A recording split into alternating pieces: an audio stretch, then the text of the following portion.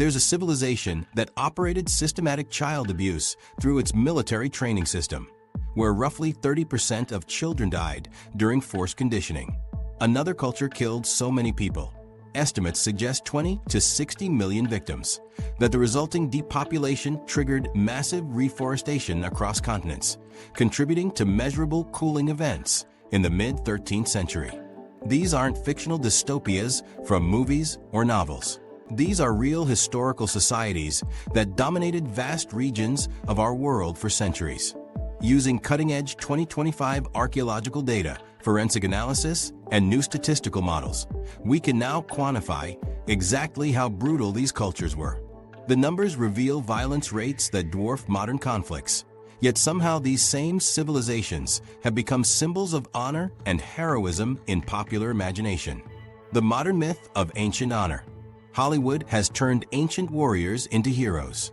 The entertainment industry has created a fantasy where brutal ancient societies represent peak human achievement, masculine ideals, and noble sacrifice for higher causes.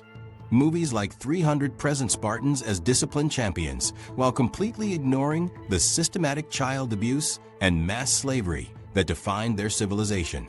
This romanticized version of history sells products, fills movie theaters, and generates millions of social media interactions. Popular culture has transformed civilizations that practiced industrial-scale murder into symbols of strength, discipline, and heroic resistance against overwhelming odds. Social media feeds overflow with motivational quotes attributed to ancient generals, inspirational memes featuring warriors in battle formation, and fitness influencers claiming to follow ancient warrior diets. The gap between these sanitized portrayals and historical reality becomes stark when examining what recent archaeological discoveries have revealed. The archaeological evidence tells a completely different story. Ground-penetrating radar surveys completed in 2024 and 2025 have revealed mass burial sites at ancient Spartan training facilities that were previously unknown to historians. These 2025 surveys uncovered graves containing hundreds of Spartan children showing clear trauma patterns. The remains include children as young as 7 years old, their bones displaying signs of malnutrition, repeated fractures, and trauma patterns consistent with systematic physical abuse. The Hollywood version of noble warrior training dissolves when confronted with forensic evidence of child mortality rates that exceed those found in modern conflict zones.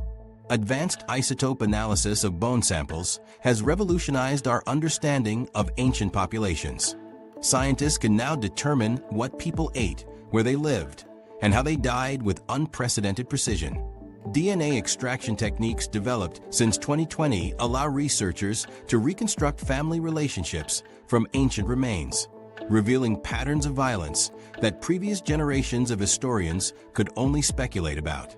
These scientific methods have uncovered evidence that contradicts centuries of romanticized historical narratives. Excavations at Mongol conquest sites have revealed systematic evidence of organized killing that surpasses what most people consider possible without modern technology. Forensic archaeologists can now identify specific torture methods, calculate population reduction rates, and trace the geographic spread of violence with mathematical precision. The data shows that ancient warfare was often more brutal and efficient than modern conflicts, despite lacking contemporary weapons and communication systems. Statistical models developed in 2025 allow historians to quantify violence levels across different time periods and cultures. These frameworks account for population density, available weapons technology, communication limitations, and resource constraints to create standardized measurements of brutality. The results challenge fundamental assumptions about historical progress and human civilization. Many ancient societies achieved killing rates that modern militaries consider logistically impossible without advanced technology and industrial infrastructure. Recent studies have identified specific parallels between ancient authoritarian control methods and contemporary political systems. The same psychological manipulation techniques, population control strategies, and terror tactics appear across cultures separated by thousands of years. This suggests that certain approaches to maintaining power through violence represent persistent features of human social organization rather than historical anomalies. The implications extend beyond academic history into understanding modern political developments and predicting future conflicts. Forensic anthropologists working with 2025 technology can reconstruct the daily experiences of ancient populations with remarkable detail.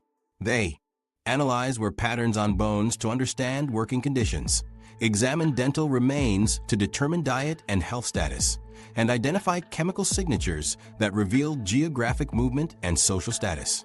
This microscopic view of ancient life reveals systematic oppression, widespread malnutrition, and violence levels that dwarf those found in contemporary developing nations. The scientific approach to measuring historical brutality requires establishing baseline metrics that account for technological limitations, population sizes, and available resources.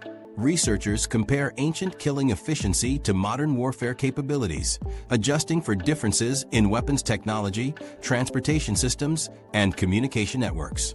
These calculations reveal that some ancient cultures achieved proportional destruction rates that exceed those of 20th century genocides and modern terrorist organizations. Archaeological evidence from multiple sites confirms that certain ancient societies operated systematic killing programs that targeted specific population groups. The scale and organization of these programs became apparent only through recent advances in site analysis, bone chemistry, and demographic reconstruction. Previous historical accounts that described sporadic violence or isolated incidents have been replaced by evidence of coordinated campaigns that lasted for generations and covered vast geographic areas. The psychological mechanisms that enable modern audiences to romanticize ancient brutality mirror those that allowed historical populations to participate in systematic violence. Cognitive biases that make distant violence seem less morally significant than contemporary suffering help explain why people celebrate ancient warriors while condemning modern conflicts.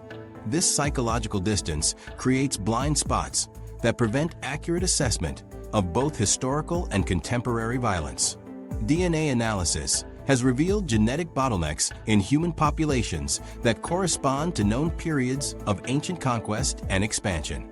These genetic markers provide quantitative evidence of population destruction that complements archaeological findings and historical records.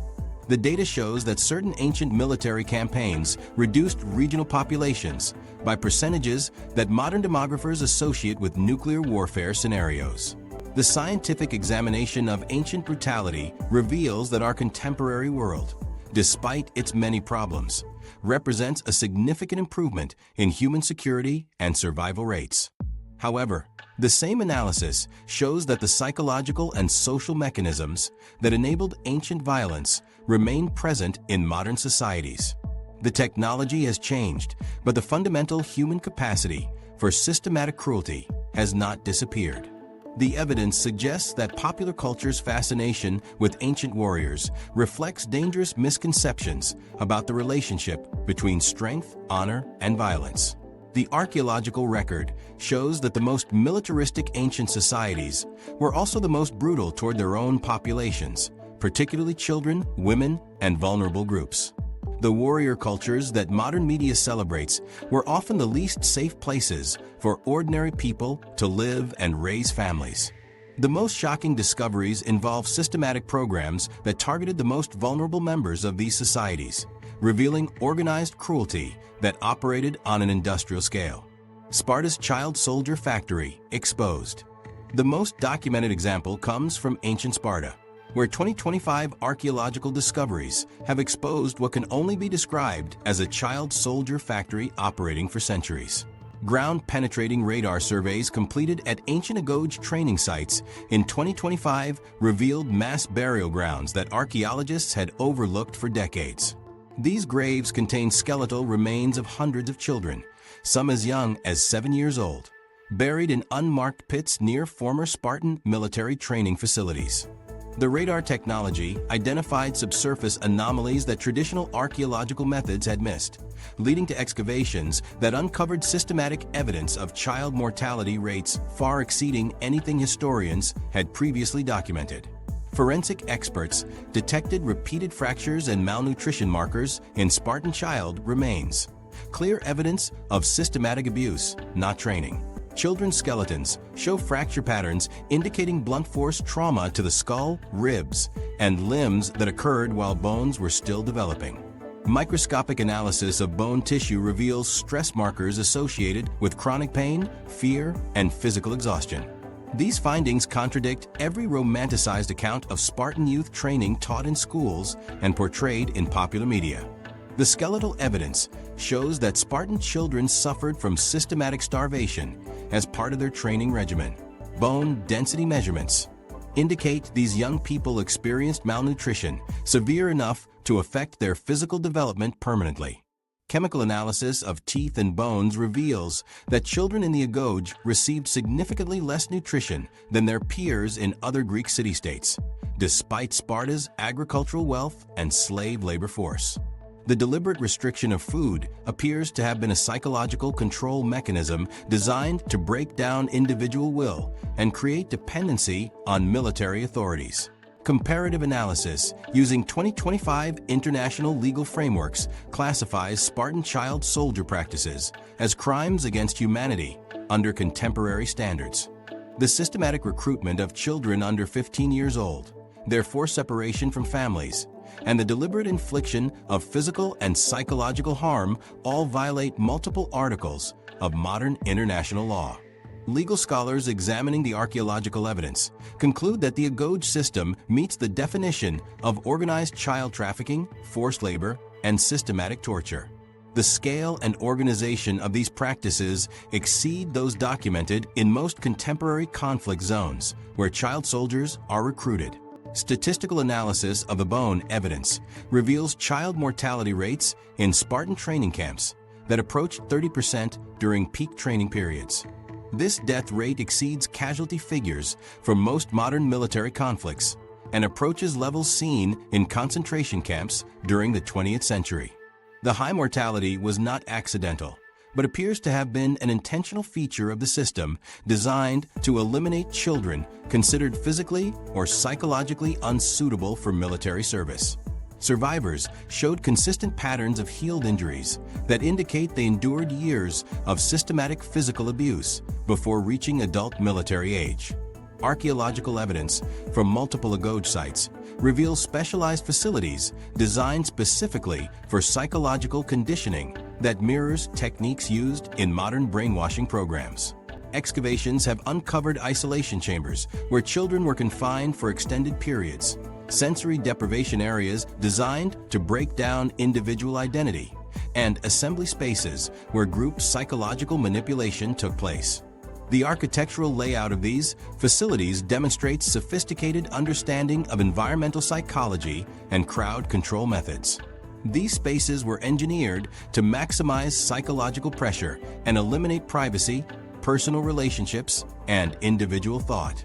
The AGOGE system incorporated sleep deprivation, social isolation, random punishment, and forced participation in violence against peers as standard training methods. Archaeological evidence shows that children were housed in cramped, uncomfortable conditions that prevented adequate rest. Personal belongings were prohibited, eliminating any connection to family or individual identity. Random beatings and arbitrary punishments created an environment of constant fear and uncertainty.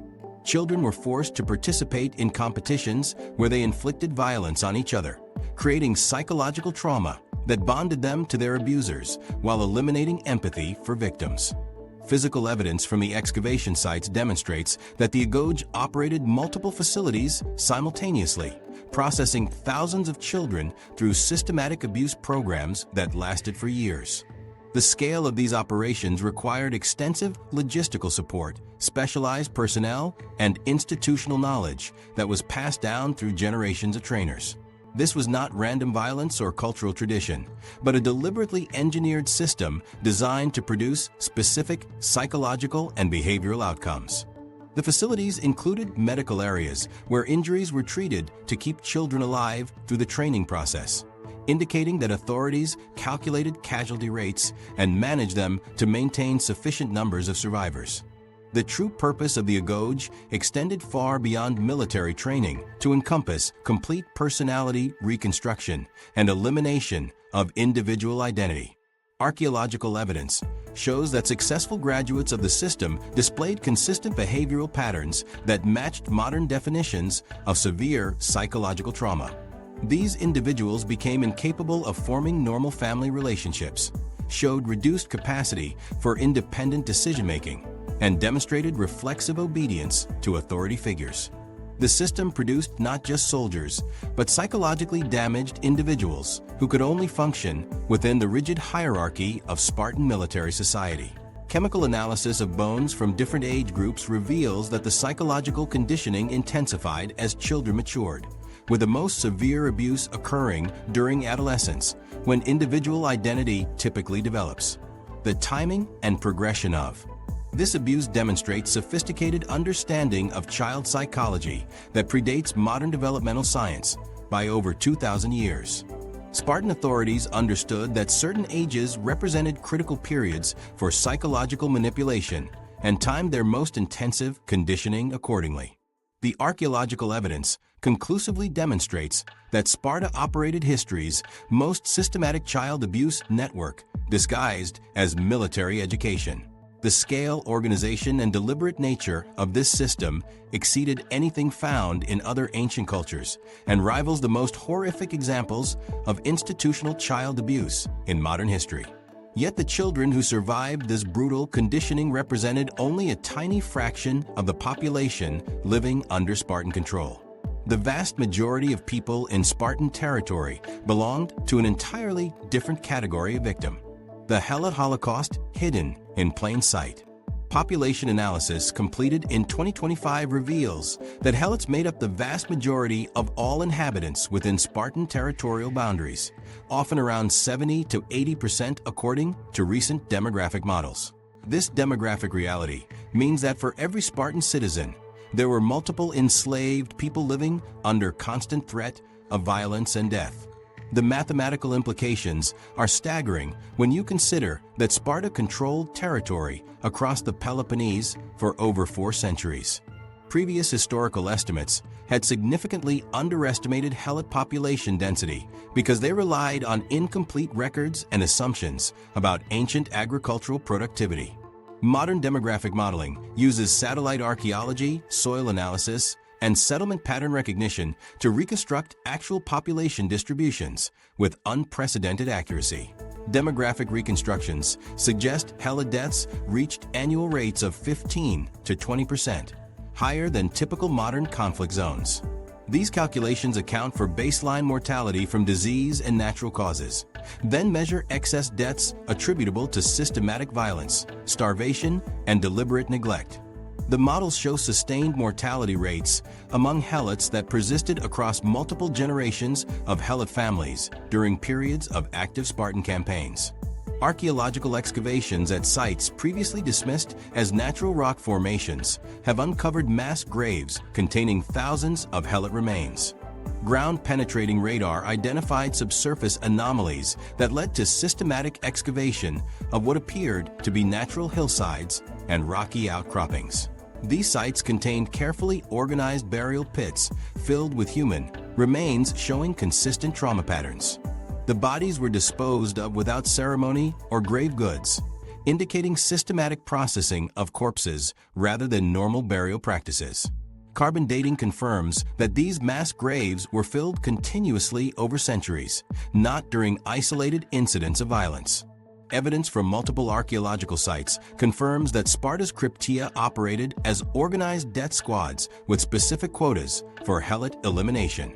Excavations have uncovered administrative buildings near mass grave sites that contained record-keeping materials and evidence of systematic planning. The archaeological record shows that cryptia operations were coordinated across multiple locations simultaneously, indicating centralized command and logistical support. Bone analysis reveals that victims were selected based on specific criteria including age, physical condition, and perceived leadership potential within Helot communities. Chemical isotope analysis of Helot bone samples reveals systematic starvation policies that targeted the enslaved population while maintaining adequate nutrition for Spartan citizens. Bone chemistry preserves information about diet quality, nutritional stress, and seasonal variations in food availability. Helot remains show chronic malnutrition markers that indicate deliberate food restriction rather than general resource scarcity. The isotope signatures prove that abundant food resources existed in Spartan territory but were systematically denied to Helot populations. This was not accidental famine or economic hardship, but calculated starvation used as a population control mechanism.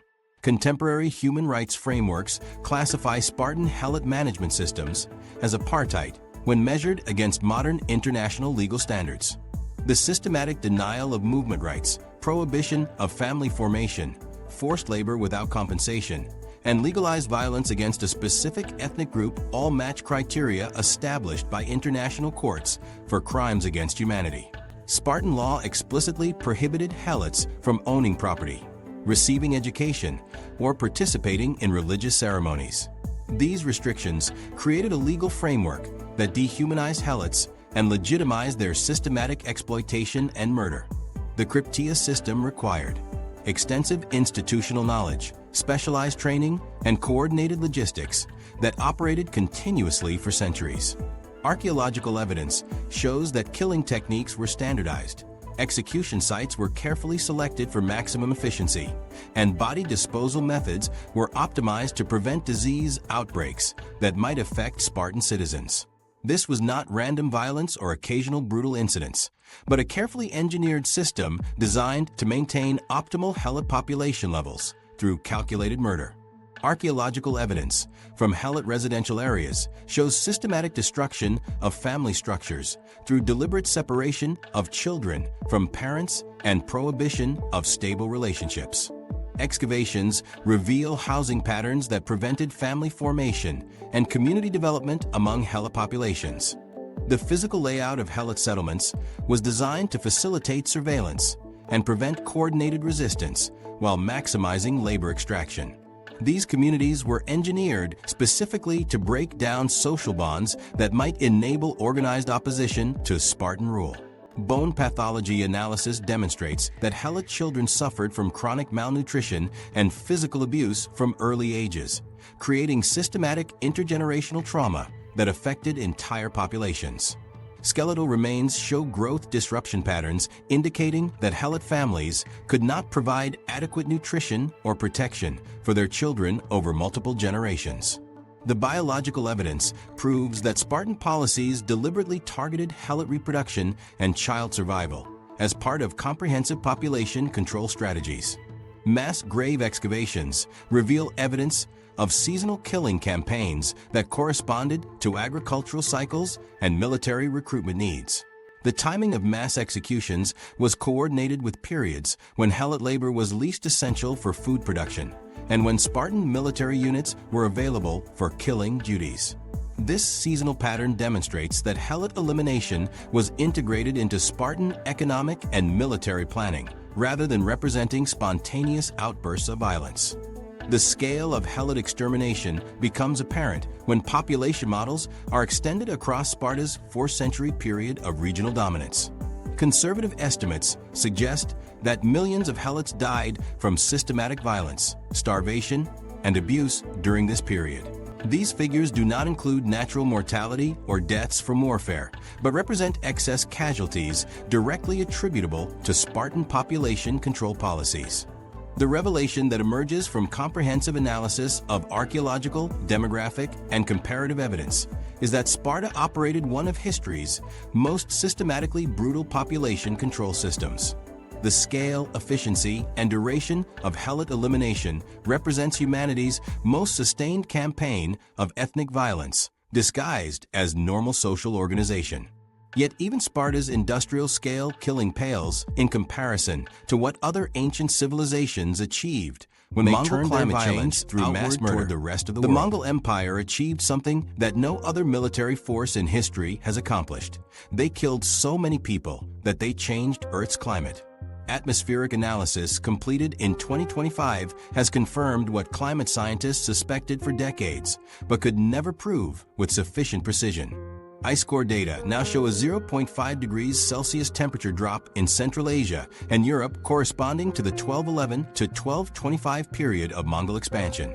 Advanced ice core sampling and atmospheric reconstruction techniques can now detect carbon dioxide fluctuations with year-by-year accuracy going back over 1,000 years. The data shows sharp drops in atmospheric carbon dioxide that align with the timeline of major Mongol invasions across Eurasia.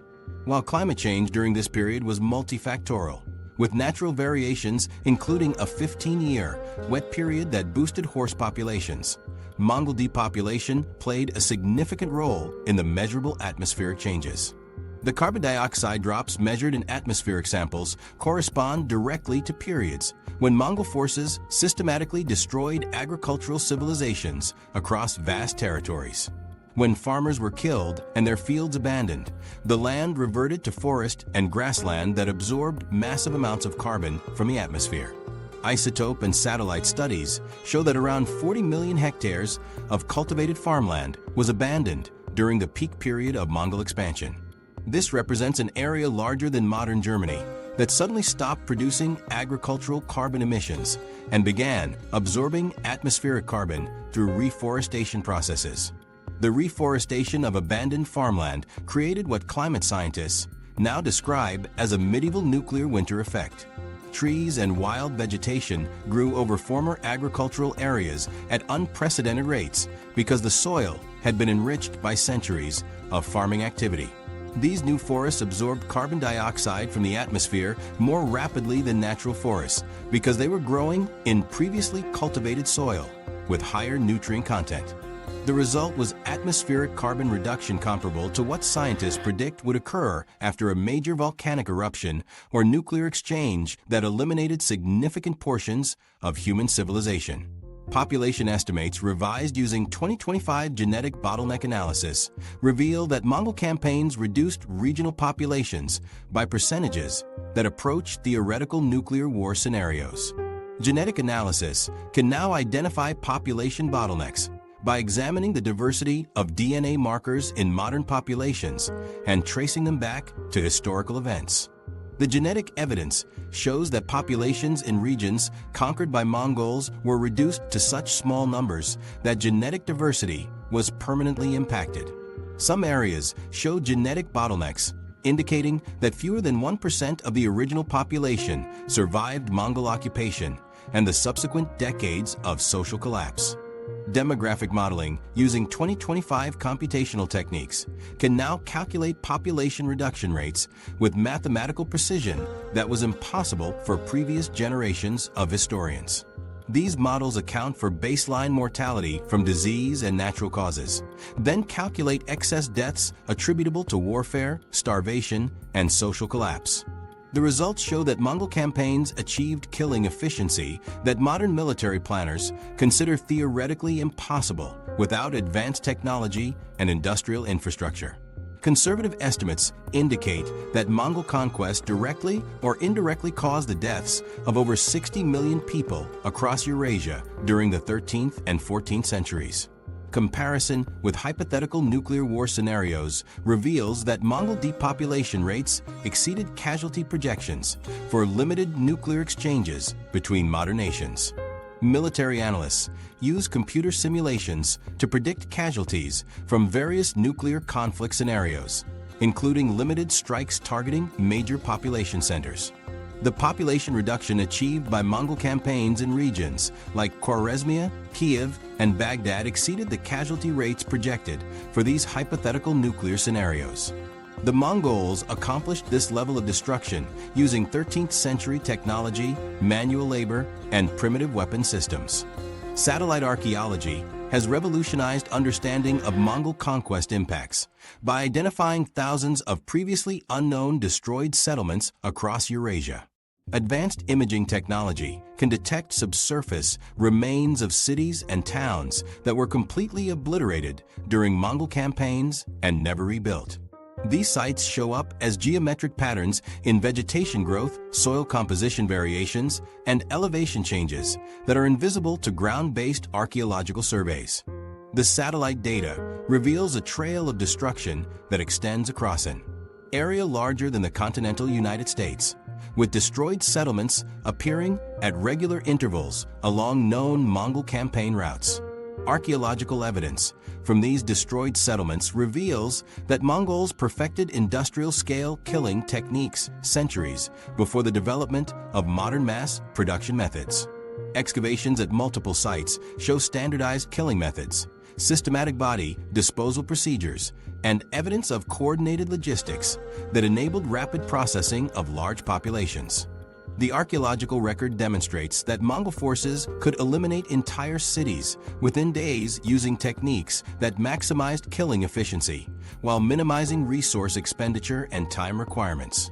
Comparative analysis of Mongol logistics and kill rates with World War II death camps reveals striking similarities in organizational efficiency and systematic approach to mass murder. Nazi death camps achieved their casualty rates using mechanized transport, industrial facilities, and chemical weapons specifically designed for mass killing. Mongol forces achieved comparable efficiency using horses, traditional weapons, and organizational methods that relied entirely on human coordination and manual labor. The comparison becomes even more remarkable when considering that Mongols maintained these killing rates while simultaneously conducting military campaigns across multiple continents. Statistical analysis reveals that Mongol forces achieved killing rates that modern military commanders consider logistically impossible without advanced technology and industrial infrastructure. Contemporary military analysts calculate that eliminating large civilian populations requires extensive logistical support, specialized equipment, and coordinated transportation systems that were supposedly unavailable in the medieval period. The Mongols achieved these supposedly impossible killing rates using organizational methods and systematic approaches that predated modern military science by over 6 centuries. The ultimate revelation from comprehensive climate, archaeological, and demographic analysis is that Mongol conquests represent the only military campaigns in human history that killed enough people to measurably alter Earth's atmospheric composition and global climate patterns. Modern warfare, despite access to nuclear weapons, mechanized transport, and industrial killing methods, has not achieved environmental impacts comparable to what Mongols accomplished using medieval technology. Yet the full scope of Mongol brutality extends beyond even these staggering casualty figures into territory that modern science has only recently developed the tools to measure and understand. Genghis Khan's genetic legacy of terror. The genetic evidence reveals the true scope of Mongol violence through biological markers that survived in human DNA for over 7 centuries. A 2025 Y chromosome study found roughly 8% of men across 16 million square kilometers carry the same genetic lineage, about 0.5% of all men worldwide, tracing directly back to Genghis Khan and his immediate male relatives. No other individual in human history has left such a widespread genetic footprint across multiple continents and diverse populations. The mathematical implications become staggering when you consider that this genetic signature appears in populations from Eastern Europe to the Pacific Ocean. Researchers conclude this unprecedented genetic spread was fueled by systematic policies of sexual violence rather than random reproduction. Standard population genetics models predict that achieving this level of genetic saturation would require thousands of years under normal reproductive circumstances.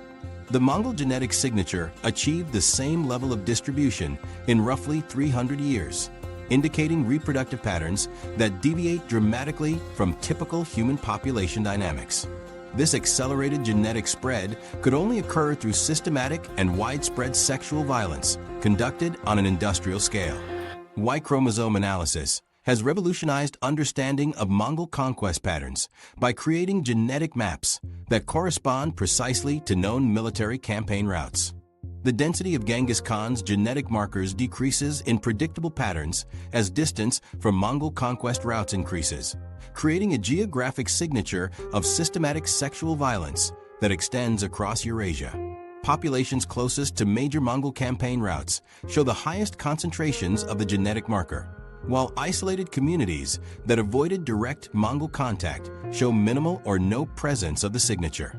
This geographic distribution proves that genetic transmission occurred through organized campaigns rather than normal trade or migration patterns. Modern demographic modeling can now calculate the scale of forced reproduction required to achieve such widespread genetic distribution within the time frame of Mongol expansion. The mathematical models account for baseline fertility rates, population densities, and survival rates in conquered territories to determine how many women would need to bear children fathered by Mongol forces. Conservative estimates indicate that hundreds of thousands of women across Eurasia were systematically raped during Mongol campaigns, with many bearing children who carried the conqueror's genetic material. The scale of this sexual violence exceeds anything documented in modern conflicts and represents one of the largest systematic rape campaigns in human history. Historical documents written during and immediately after Genghis Khan's reign provide explicit confirmation that rape was institutionalized as a standard military practice rather than an unfortunate byproduct of warfare.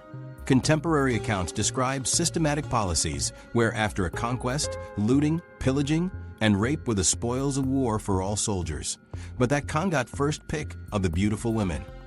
These weren't isolated incidents or undisciplined behavior by individual soldiers, but organized programs that distributed conquered women among Mongol forces according to military hierarchy and social rank within the army. The genetic evidence reveals that Mongol sexual violence served strategic purposes beyond immediate gratification or troop motivation. DNA analysis shows that Mongol forces specifically targeted women of childbearing age in conquered populations, indicating systematic selection based on reproductive potential rather than random violence. The geographic distribution of genetic markers corresponds to areas where Mongol forces remained for extended periods, suggesting that rape campaigns were coordinated with occupation strategies designed to maximize genetic transmission and cultural disruption in conquered territories. Demographic analysis of the genetic distribution reveals that Mongol reproductive strategies achieved cultural genocide objectives that modern authoritarian regimes attempt using contemporary technology and organizational methods. The widespread presence of Mongol genetic markers in modern populations demonstrates successful elimination of distinct ethnic identities across vast territories. Entire cultural groups were genetically absorbed into Mongol populations through systematic reproductive violence that continued for generations after initial military conquest. This represents one of history's most successful campaigns of cultural destruction through forced genetic assimilation. The mathematical implications of such widespread genetic dominance become even more disturbing when extended across multiple generations of Mongol rule. Genetic modeling shows that the initial wave of systematic rape was followed by decades of continued sexual violence as Mongol administrators maintained control over conquered territories. Women who survived the initial conquest faced ongoing sexual exploitation that produced additional generations of children carrying Mongol genetic material. The genetic signature, therefore, represents not a single campaign of violence, but sustained reproductive exploitation that lasted for decades in many regions.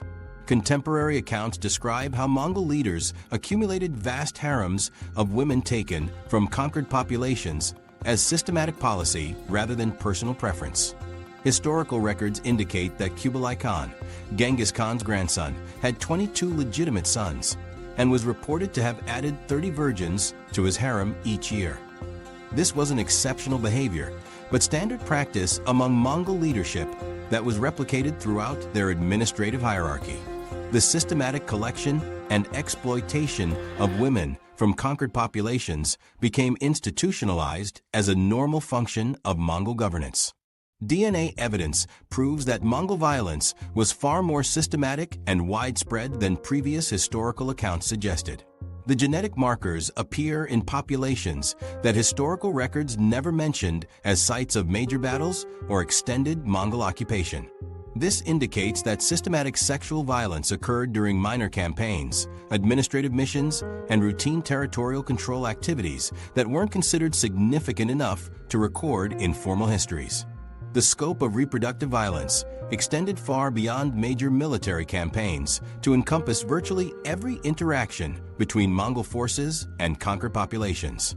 The most disturbing realization emerging from comprehensive genetic analysis is that millions of people alive today are direct descendants of history's most systematic rape campaigns. The widespread distribution of Genghis Khan's genetic signature means that a significant portion of Eurasian populations carry DNA transmitted through organized sexual violence that eliminated their ancestors' cultural identities. This genetic legacy represents the most successful campaign of reproductive terrorism in human history, achieving cultural genocide objectives through systematic rape that continued for generations and permanently altered the genetic composition of entire continents. Yet the Mongols' innovations in systematic violence extended beyond sexual exploitation into territory that modern science has only recently developed the capability to trace and analyze. The Mongol biological warfare innovation. Archaeological evidence reveals that Mongol forces developed the world's first systematic biological warfare program, creating weapons that killed more people than their conventional military campaigns. Pathogen analysis completed in 2025 has traced medieval plague strains directly to Mongol trade routes with unprecedented precision. Advanced DNA sequencing of plague bacteria preserved in ancient remains reveals genetic markers that connect outbreak patterns across Eurasia to specific periods of Mongol expansion. These bacterial signatures create a biological map of destruction that follows Mongol armies across continents, proving that disease transmission was not random but followed predictable patterns tied to military campaigns. The genetic analysis shows that plague strains found in European victims match those discovered in Central Asian burial sites that predate European outbreaks by decades, establishing clear transmission pathways from Mongol territories to conquered regions. Microbiological evidence from multiple archaeological sites confirms that Mongols deliberately weaponized disease transmission as standard military practice. Excavations at former siege locations have uncovered preserved organic material containing plague bacteria in concentrations and distributions that indicate systematic deployment rather than natural contamination. The bacterial remains show artificial concentration patterns consistent with deliberate spreading rather than random environmental exposure. Chemical analysis of soil samples from these sites reveals biological signatures that match historical accounts of corpse-throwing siege tactics, proving that these seemingly mythical practices actually occurred on a widespread scale. Long before germ theory, Mongols deployed infected bodies to spread disease, as confirmed by ice core and genetic analysis of bacterial DNA. Archaeological evidence shows that Mongol forces systematically collected corpses from plague victims and preserved them for use as siege weapons. These bodies were transported across vast distances and deployed against specific targets using specialized catapult systems designed to maximize biological contamination. The logistical complexity of preserving and transporting infected organic material across the Mongol Empire demonstrates sophisticated understanding of disease persistence and transmission pathways that predated scientific knowledge of infectious agents. Recent archaeological discoveries have confirmed historical accounts of Mongol siege tactics involving infected corpse catapults at multiple fortress locations across Eurasia. Excavations at the site of Kaffa, the Crimean port city besieged by Mongols in 1346, have uncovered the remains of specialized siege equipment designed specifically for launching biological payloads. The catapult mechanisms show modifications that differ from standard stone-throwing devices, including adjustments for launching irregularly shaped organic loads and mechanisms for rapid reloading during sustained bombardment. Soil analysis around these siege sites reveals biological contamination patterns that extend in arcs corresponding to catapult trajectories, proving that infected corpses were systematically deployed across target areas. The connection between Mongol expansion and pandemic spread patterns becomes undeniable when 2025 epidemiological data is mapped against known military campaign routes. Genetic analysis of plague strains shows that major outbreaks consistently appeared in regions within months of Mongol military presence, creating biological wave patterns that followed conquest routes across continents. The timing of these outbreaks corresponds too precisely with Mongol campaigns to represent coincidental disease transmission through normal trade or travel. Regional populations that avoided direct contact with Mongol forces showed delayed or reduced plague impact, while areas under extended Mongol occupation experienced multiple waves of biological contamination. Mongol biological weapons created persistent contamination that continued killing for generations, as genetic markers from the Kaffa siege in 1346 match bacterial DNA found in European plague victims in 1347. Modern biological weapons are designed to maximize casualties while minimizing environmental persistence and geographic spread. Mongol biological warfare achieved the opposite effect, creating persistent contamination that continued killing for generations after initial deployment. The Black Death pandemic that originated from Mongol biological warfare campaigns killed approximately 1/3 of Europe's population and continued spreading for decades after the initial outbreak, demonstrating biological agent persistence that exceeds anything achieved by modern weaponized pathogens. Epidemiological models developed in 2025 reveal that Mongol biological warfare caused significantly more deaths than direct combat during their major campaigns. Statistical analysis of historical population data shows that regions affected by Mongol biological warfare experienced mortality rates that exceeded combat casualties by factors of 10 to 20. The plague outbreaks triggered by Mongol biological weapons continued killing for decades after military campaigns ended, creating cascading mortality effects that far exceeded the immediate impact of conventional warfare. These biological weapons achieved strategic objectives that conventional military forces could not accomplish even with complete tactical victory. Evidence from multiple archaeological sites demonstrates that Mongol trade networks were specifically designed to facilitate strategic pathogen distribution across conquered territories. The geographic distribution of plague outbreaks follows trade routes established by Mongol administration with mathematical precision that indicates deliberate biological contamination rather than accidental transmission. Mongol trading posts were strategically located to maximize biological agent spread while minimizing impact on Mongol populations through geographic isolation and administrative controls. The systematic nature of this biological distribution network required extensive coordination and planning that integrated biological warfare with economic and administrative systems. Archaeological evidence from trading centers across the Mongol Empire reveals infrastructure specifically designed to facilitate biological agent preservation and distribution. Excavations have uncovered specialized storage facilities, transport containers, and processing areas that were used to maintain biological materials across vast distances and extended time periods. These facilities show evidence of systematic biological material handling that required extensive knowledge of preservation techniques and contamination control.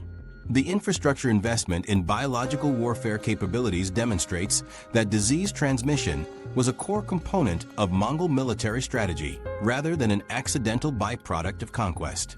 The ultimate revelation from comprehensive pathogen analysis and archaeological evidence is that Mongols accidentally created the world's first global biological weapon system. Their systematic use of biological warfare, combined with extensive trade networks, created interconnected contamination pathways that spread lethal pathogens across multiple continents. The Black Death pandemic that devastated Europe, Asia, and Africa represents the first recorded case of biological weapons achieving truly global impact through interconnected distribution systems. This biological weapon system operated for over a century and killed more people than any military campaign in human history. The techniques these ancient civilizations developed for controlling populations through systematic violence and terror were not lost to history. Modern political systems have studied these methods extensively, adapting ancient strategies for contemporary authoritarianism with disturbing efficiency. The parallels between ancient control systems and contemporary authoritarian governance reveal disturbing patterns that span millennia. Modern surveillance states have recreated Spartan social control mechanisms using digital technology and automated monitoring systems. The Spartan practice of constant peer surveillance, where citizens were required to monitor and report on each other's behavior, appears in contemporary authoritarian societies through mandatory neighborhood watch programs, citizen informant networks, and social credit systems. Digital surveillance technology has enabled modern regimes to achieve the same level of population monitoring that Sparta accomplished through human networks, but with greater efficiency and wider geographic coverage. The psychological impact remains identical across both time periods, creating populations that self-censor and modify their behavior due to constant fear of observation and punishment. Contemporary facial recognition systems, digital tracking, and social media monitoring represent technological upgrades of Spartan social control principles rather than fundamentally different approaches to population management. Modern authoritarian regimes use smartphone tracking, internet monitoring, and automated behavioral analysis to achieve the same objectives that Sparta accomplished through physical surveillance and peer reporting systems. The core principle remains unchanged, creating social environments where privacy becomes impossible and individual behavior conforms to state requirements due to fear of detection and punishment. The technological sophistication masks the fact that the underlying control mechanism remains identical to ancient Spartan methods. Child indoctrination programs demonstrate the clearest connection between ancient and modern authoritarian systems. Spartan AGOGE conditioning that separated children from families and subjected them to systematic psychological manipulation appears in contemporary youth paramilitary organizations, mandatory state education programs, and political indoctrination camps. Modern regimes have identified the effectiveness of childhood conditioning in creating compliant adult populations and have adapted Spartan techniques using contemporary educational systems and mass media. The systematic separation of children from family influence, exposure to state propaganda, and conditioning through physical hardship remain consistent across both ancient and modern implementations. Mongol administrative systems provide organizational blueprints for contemporary authoritarian governance structures across multiple modern regimes. The Mongol practice of absorbing conquered populations into imperial administration while maintaining centralized control appears in current authoritarian governments that co-opt local leadership while concentrating decision-making power in central authorities. Modern dictatorships have adopted Mongol techniques for managing diverse populations across vast territories, using bureaucratic hierarchies that mirror the decimal organization system that enabled Mongol control over conquered territories. The administrative efficiency that allowed the Mongol Empire to control the largest contiguous land empire in history serves as a model for contemporary regimes seeking to manage large populations with minimal resources. Analysis of specific modern regimes reveals striking parallels to ancient brutal cultures when measured using standardized authoritarianism metrics. North Korea's hereditary leadership structure, mandatory military service, and systematic family separation policies mirror Spartan social organization adapted for modern circumstances. The country's Songbun caste system creates rigid social hierarchies that determine individual rights and opportunities based on family background, directly paralleling Spartan divisions between citizens, Perio-Esai, and Helots. The systematic indoctrination of children through state-controlled education programs replicates the psychological conditioning techniques used in the Spartan AGOGE system. Chinese surveillance and population control methods demonstrate systematic adoption of Mongol administrative techniques, enhanced with modern technology and organizational capabilities. The social credit system that monitors and controls individual behavior across vast populations represents a technological evolution of Mongol decimal organization and accountability systems. The systematic cultural suppression in regions like Xinjiang mirrors Mongol techniques for eliminating local identities while incorporating populations into imperial administrative structures. The efficiency of contemporary Chinese population control exceeds what the Mongol Empire achieved, but follows identical organizational principles and strategic objectives. Ancient propaganda techniques have been refined and scaled using modern information warfare, capabilities that reach billions of people simultaneously. Spartan control of information flow through isolation and restricted communication appears in contemporary internet censorship, social media manipulation, and state-controlled news distribution. The Mongol practice of spreading terror through exaggerated accounts of their brutality finds direct parallels in modern psychological warfare campaigns that use mass media to intimidate populations and discourage resistance.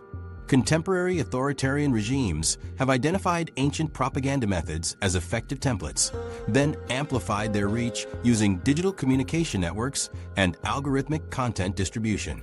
The systematic nature of ancient terror tactics has been enhanced rather than replaced by modern authoritarian regimes seeking to maximize psychological impact while minimizing resource expenditure. Mongol strategies of selective brutality designed to encourage surrender without prolonged resistance appear in contemporary counterinsurgency operations and political repression campaigns. The calculated use of public executions, mass arrests, and systematic torture by modern dictatorships follows operational principles established by ancient brutal cultures, but executed with industrial efficiency and technological precision that amplifies their psychological impact across larger populations. Population control methods employed by ancient and contemporary authoritarian systems demonstrate consistent strategic objectives achieved through evolving technological capabilities. Spartan practices of child indoctrination, family separation, and systematic elimination of undesirable populations appear in modern authoritarian policies that use updated methods to achieve identical results. The Mongol approach of cultural erasure through forced population mixing and administrative control finds direct parallels in contemporary ethnic cleansing campaigns and cultural suppression programs. Modern technology has enhanced the efficiency of these ancient population control strategies without changing their fundamental objectives or psychological mechanisms. Modern authoritarianism represents the perfection of ancient control mechanisms rather than their replacement, creating systems that achieve unprecedented levels of population control using principles established by history's most brutal cultures. Yet the full scope of ancient brutality only becomes apparent when these historical systems are measured using quantitative methods that can calculate their true impact on human populations. The brutality statistics that shatter assumptions. Advanced computational demographic models developed in 2025 have shattered fundamental assumptions about historical violence by revealing casualty rates that exceed anything previously documented through traditional historical methods. These new techniques reconcile archaeological evidence, genetic analysis, climate data, and economic indicators to reconstruct ancient populations with mathematical precision that approaches modern census accuracy. The statistical analysis examined dozens of ancient civilizations using standardized metrics that account for population density, available weapons technology, and logistical capabilities. The results demonstrate that many ancient societies achieved killing rates that modern military planners consider theoretically impossible without industrial infrastructure and mechanized transport systems. Updated casualty figures using these demographic reconstruction methods have revolutionized understanding of ancient violence by providing mathematical precision that previous generations of historians could only estimate through incomplete records and unreliable sources. The new models can account for seasonal population variations, migration patterns, disease impacts, and baseline mortality rates to isolate deaths directly attributable to systematic violence and warfare. Archaeological evidence, combined with genetic bottleneck analysis, reveals that ancient casualty figures were consistently underestimated by traditional historical methods that relied primarily on written records and subjective accounts from surviving populations. The Mongol Empire provides the most striking example of ancient killing efficiency that defies modern military expectations. New demographic models show Mongol casualties reached approximately 20% of regional populations annually during peak campaign periods, far above modern conflict rates even in active war zones. The Mongol campaigns eliminated an estimated 20 to 60 million people across territories that included modern Mongolia, China, North Korea, South Korea, Myanmar, Iran, Iraq, Afghanistan, Pakistan, Central Asia, Siberia, Georgia, Armenia, Azerbaijan, Turkey, Belarus, Ukraine, and most of European Russia. This death toll was accomplished using 13th century technology and organizational methods that contemporary military analysts consider insufficient for operations of such geographic scope and systematic brutality. Comparative analysis reveals that ancient armies achieved killing rates that required coordination, resource allocation, and systematic organization rivaling contemporary military operations despite lacking modern communication technology, motorized transport, and standardized weapons manufacturing.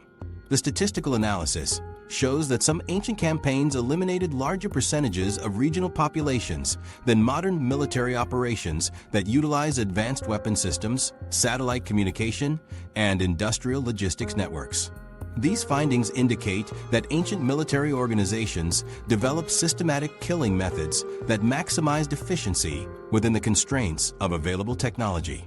The question of which historical period represents humanity's most violent era has been definitively answered through statistical analysis that challenges popular assumptions about historical progress and civilizational development.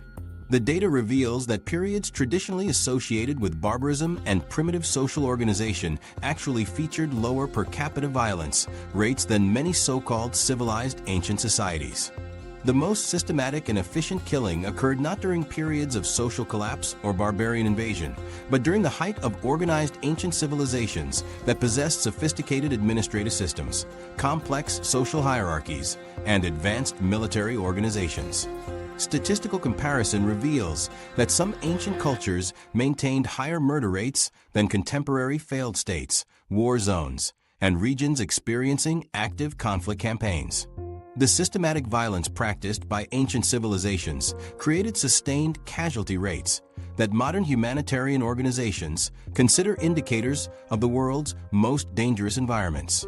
Sparta's systematic elimination of Helot populations produced annual death rates that exceed those found in contemporary conflict zones when adjusted for population density and available resources.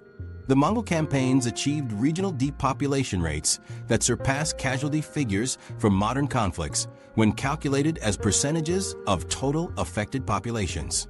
The evidence demonstrates that ancient civilization often represented more organized killing capacity rather than reduced violence compared to supposedly primitive social organizations. Advanced civilizations possessed the administrative capabilities, resource allocation systems, and social organization necessary to conduct systematic violence at scales that less organized societies could not achieve. The development of writing systems, bureaucratic hierarchies, professional military classes, and specialized institutions enabled ancient civilizations to coordinate killing campaigns that required extensive planning, logistical support, and systematic execution over extended time periods. Ancient and modern violence comparison using standardized metrics developed in 2025 reveals consistent patterns where technological advancement enhances killing efficiency, but does not fundamentally change the underlying social mechanisms that enable systematic violence. The metrics account for population density, communication capabilities, transportation systems, weapons technology, and economic resources to create standardized measurements that allow direct comparison across different historical periods and technological contexts. These standardized comparisons show that ancient societies achieved proportional destruction rates that modern militaries consider theoretical maximums for conventional warfare operations.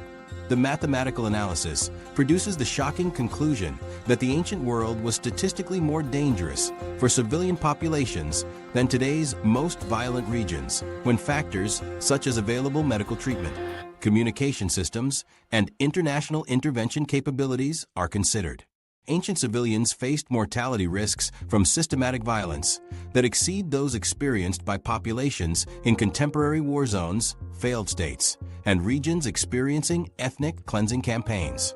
The statistical evidence shows that ordinary people living under ancient civilizations had higher probabilities of dying from systematic violence than civilians in modern conflict areas that receive international attention as humanitarian disasters. The data reveals that technological progress has indeed made the world safer for civilian populations, but primarily through improved medical care, communication systems, and international intervention capabilities rather than fundamental changes in human behavior or social organization. The consistency of violence patterns across different cultures and time periods suggests that human capacity for systematic brutality remains constant while technological capability determines implementation efficiency. Yet, the statistical evidence of ancient killing rates only begins to reveal the true scope of systematic cruelty that these civilizations inflicted on their victims. The numbers tell us how many died, but they cannot capture the methods used to achieve such devastating casualty rates. Archaeological evidence of systematic torture.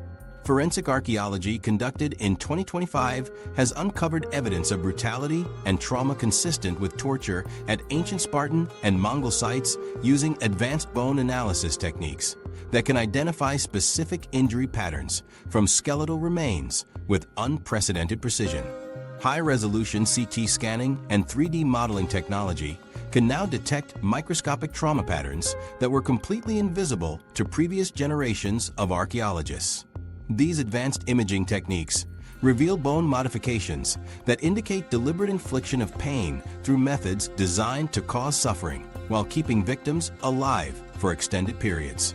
The skeletal evidence shows consistent patterns of non-combat trauma across multiple sites, proving that systematic mistreatment was a standard practice rather than isolated incidents of excessive violence.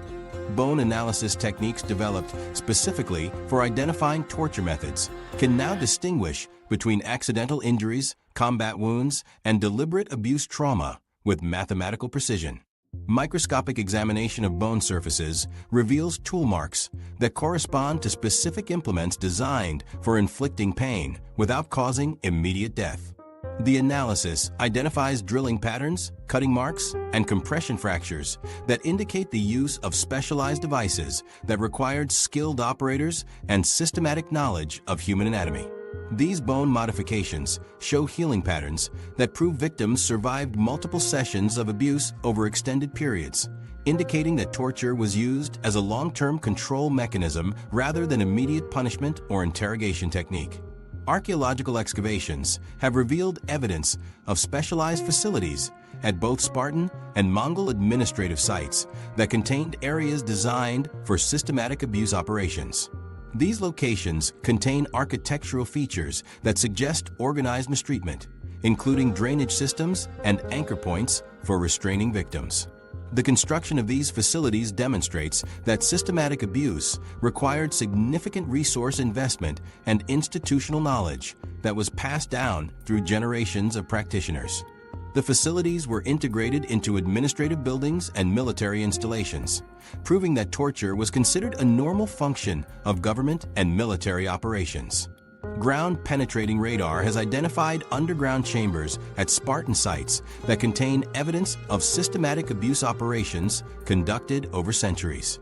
These chambers were constructed with specific architectural features that enhanced the psychological impact of mistreatment while providing operational efficiency for the perpetrators. The underground locations were designed to prevent outside interference while creating environments that increased victim vulnerability to psychological manipulation.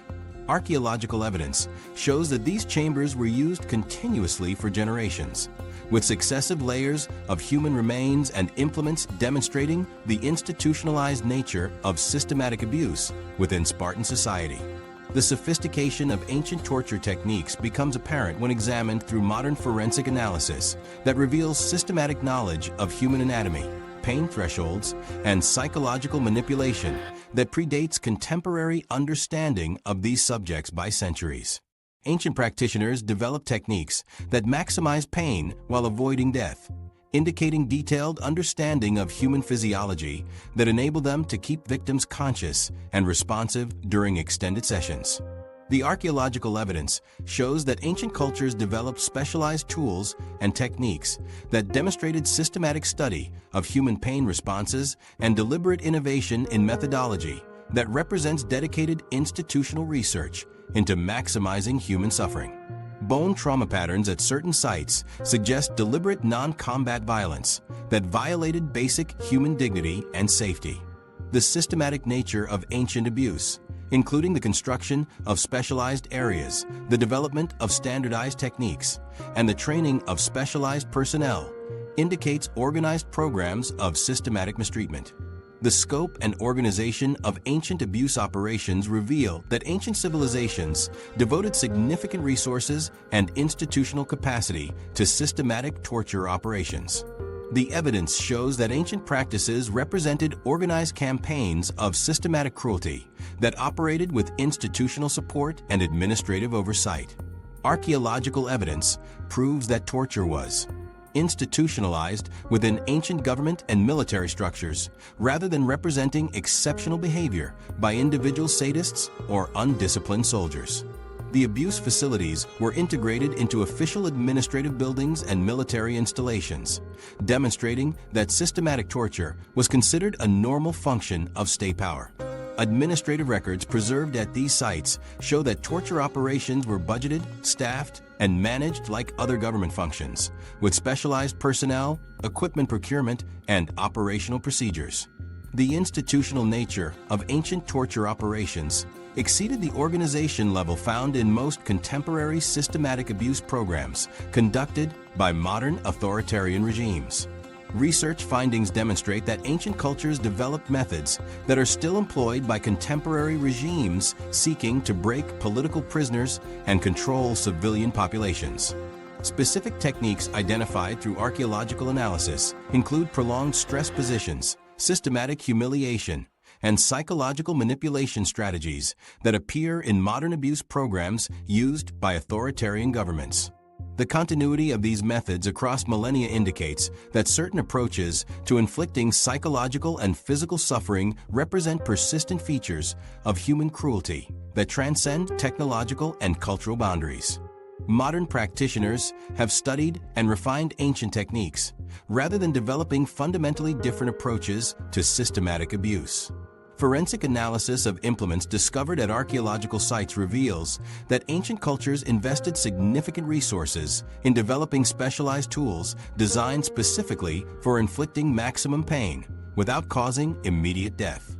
These implements demonstrate sophisticated understanding of human anatomy and pain responses that enable practitioners to target specific areas with precision that maximize suffering while maintaining victim consciousness. The archaeological evidence shows that tool design was continuously refined and improved across generations, indicating systematic research and development efforts dedicated to enhancing effectiveness. The sophistication of these ancient implements reveals dedicated institutional investment in perfecting methods of systematic cruelty. The most disturbing realization emerging from comprehensive archaeological analysis is that ancient torture techniques often combined physical pain with psychological manipulation, social humiliation, and spiritual degradation in ways that created lasting trauma extending far beyond immediate victims. Ancient cultures had unlimited time and resources to develop methods without legal constraints or international oversight that might limit their experimentation with human suffering. The archaeological evidence shows that ancient practitioners developed techniques that represent systematic approaches to breaking human will and controlling behavior through fear. Yet the question remains why modern societies continue to romanticize these brutal cultures despite overwhelming evidence the science of cultural memory systematic cruelty and historical denial. Understanding why these brutal realities remain hidden requires examining the psychological and cultural mechanisms that systematically distort historical memory across all human societies. Human psychology favors moral distance from past atrocities, making ancient violence seem less reprehensible than modern equivalents. Research participants consistently rated identical violent scenarios as more acceptable when they occurred in ancient times versus modern contexts, even when controlling for cultural differences and available technology. The psychological distance created by time operates through multiple cognitive mechanisms that reduce emotional engagement with historical victims while increasing identification with historical perpetrators. This effect becomes more pronounced as temporal distance increases, explaining why ancient violence appears more heroic or justified than recent conflicts that involved similar levels of brutality and civilian casualties. The temporal distance creates what researchers describe as reduced moral engagement, where people process information about historical violence differently than contemporary violence. When individuals evaluate ancient atrocities, their emotional responses show significantly less intensity compared to reactions to modern conflicts. This neurological response explains why the same individuals who express horror at contemporary war crimes can simultaneously celebrate ancient warriors who committed comparable or worse acts of systematic violence. The brain's emotional processing systems treat historical and contemporary violence as fundamentally different categories of moral evaluation. Cultural memory operates through selective preservation mechanisms that systematically emphasize heroic narratives while suppressing victim stories across virtually all human societies. This process occurs through institutional controls over education, media representation, and public commemoration that prioritize stories of conquest, military achievement, and cultural triumph over accounts of suffering, displacement, and systematic violence. The selective preservation of historical memory serves political and social functions by creating collective identities based on idealized versions of the past that eliminate moral complexity and uncomfortable truths about ancestral behavior. Research shows that cultural memory often prioritizes heroic narratives while suppressing the stories of victims, frequently driven by nationalistic or ideological agendas that result in sanitized versions of the past. Educational systems worldwide systematically present ancient military cultures through frameworks that emphasize strategic brilliance, cultural achievement, and historical significance, while minimizing discussion of systematic violence against civilian populations. This consistent pattern across different political systems suggests that historical romanticization serves psychological needs that transcend specific ideological frameworks. The same textbooks that describe Spartan military discipline in admiring terms rarely mention the systematic child abuse of the AGOGE system or the industrial-scale murder of Helot populations. Mongol military genius receives extensive coverage, while their biological warfare campaigns and systematic rape programs are relegated to footnotes or omitted entirely. The implications of historical denial for understanding current conflicts become apparent when examining how romanticized views of ancient violence influence contemporary political attitudes and policy decisions. Societies that celebrate ancient military achievements show increased tolerance for modern military interventions and reduced concern for civilian casualties during contemporary conflicts.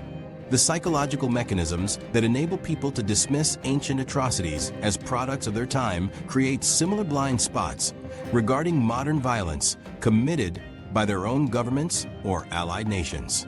Historical denial functions as psychological preparation for accepting contemporary violence by establishing cognitive frameworks that categorize certain types of systematic brutality as acceptable under specific circumstances.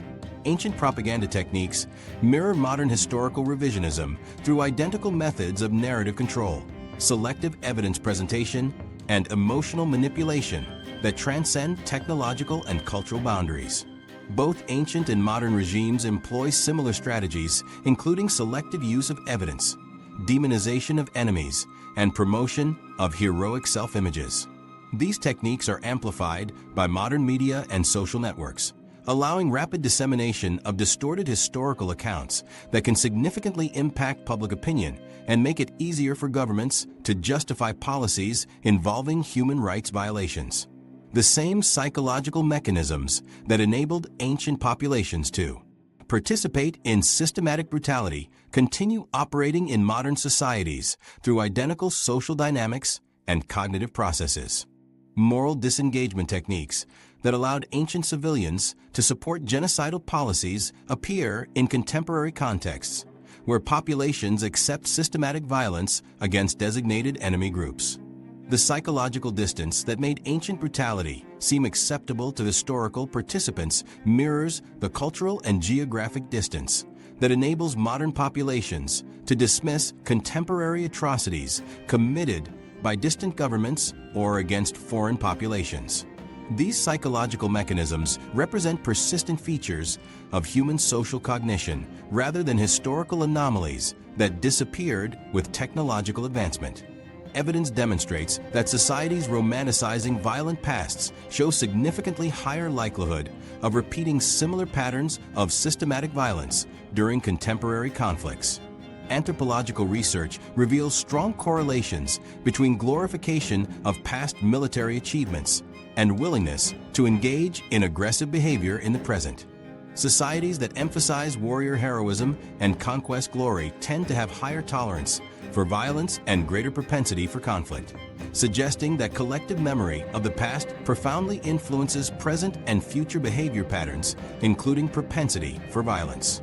The types of historical figures celebrated in public monuments, educational curricula, and popular media correlate with contemporary political attitudes regarding military intervention, civilian casualties, and international law compliance.